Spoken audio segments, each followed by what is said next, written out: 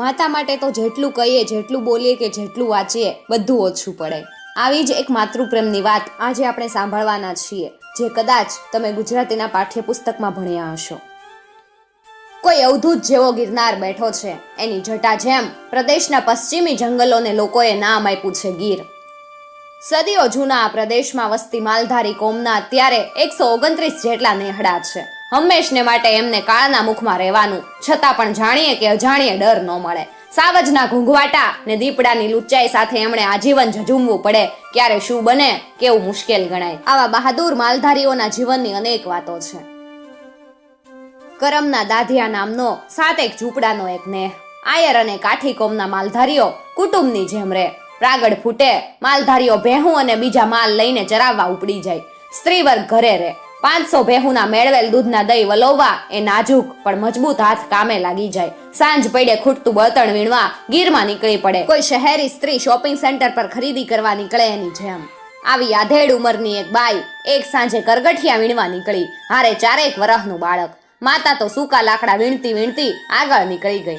પેલું બાળક ધીમું ધીમું ફૂલડા ચૂંટતું માની પાછળ જતું હતું.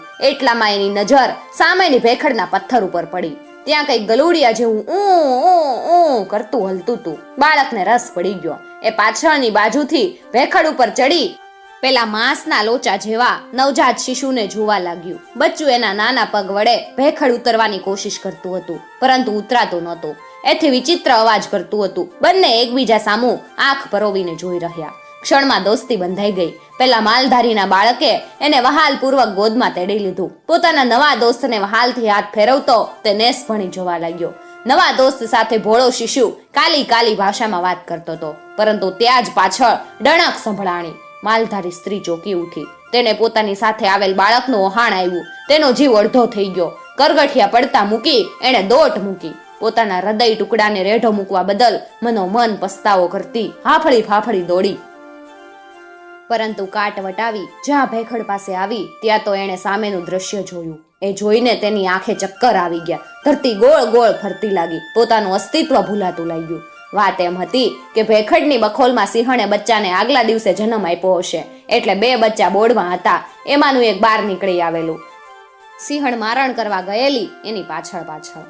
પરંતુ માનવ બાળની ગંધે સિંહણ તરત જ પોતાની બોર્ડ તરફ પોતાના વહાલ સોયાના રક્ષણ માટે દોડી આવેલી. જ્યારે પોતાના શિશુને પેલો બાળક ઉઠાવી જતો જોયો એટલે તેણે દૂરથી જ ત્રાડ નાખી હતી. આ બાજુ પેલા માલધારી શિશુની માતા એના બાળકના રક્ષણ માટે દોડી હતી.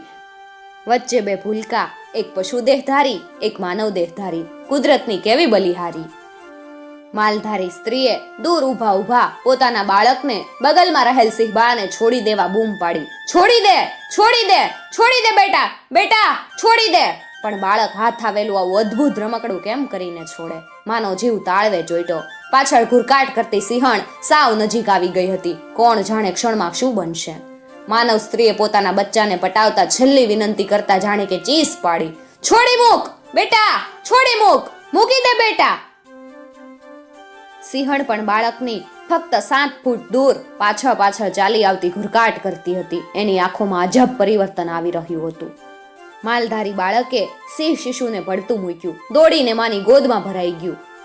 આ બાજુ પેલું સિંહ શિશુ પણ દોડતું માની ગોદમાં ચાલ્યું ગયું. સામ સામે 2 માતાઓ અને એમની વચ્ચે એમના 2 શિશુઓ. ઘડી બે ઘડી બંને માતાઓએ આંખ મિલાવી. માલધારી સ્ત્રી પાછા પગે ચાલી ઘેર.